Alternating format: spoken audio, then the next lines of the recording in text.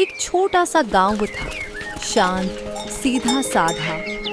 लेकिन उस गांव की सुबह एक खास आवाज से शुरू होती थी। सब्जी ले लो, सब्जी, ताज़ी ताज़ी सब्जी।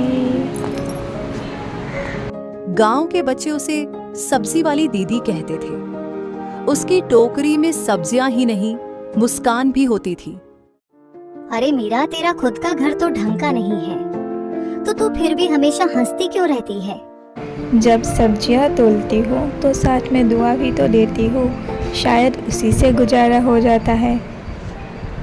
एक दिन गांव में आया एक नया सब्जी वाला रतन। अब भूल जाइए मीरा दीदी की बातों को।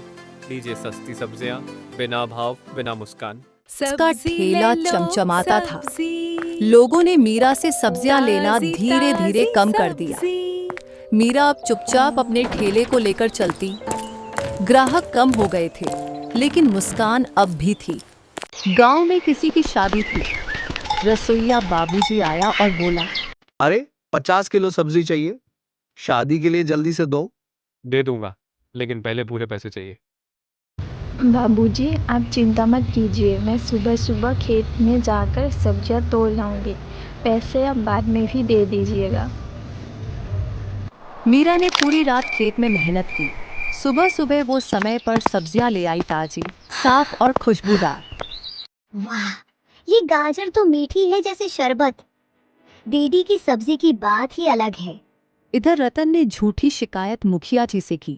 क्या जी, मीरा की सब्जियां गंदे खेत से आती हैं, बिना धोए दी जाती हैं, बीमारियां फैलेंगी। ये तो बड़ी बात है। तभी रसोइया बाबूजी आए गवाही देने। मीरा ने एक एक सब्जी धोई है, साफ बोरे में रखी है, सबने खाई, सब खुश हैं, कोई बीमार नहीं हुआ। मीरा दीदी की सब्जियों में स्वाद भी है और भरोसा भी। रतन, तूने झूठ बोलकर गांव की बेटी की बदनामी की है, शर्म करो। हम अब कभी तुमसे सब्जी नहीं लेंगे रतन। माफ कर दो मीरा दीदी, मुझसे गलती हो गई। माफ़ी मांगना अच्छी बात है, लेकिन अगली बार सच्चाई का साथ देना। गांव वालों ने मिलकर मीरा के लिए एक पक्की दुकान बनवाई। अब मीरा हमारे दिल की सब्जी वाली है। कभी कभी मुस्कान बेचना सबसे मुश्किल काम होता है, लेकिन जब उसमें सच्चाई और सेवा हो तो वो सबसे कीमती चीज़ बन जाती है। ईमानदारी और सेवा, यही असली कमाई है।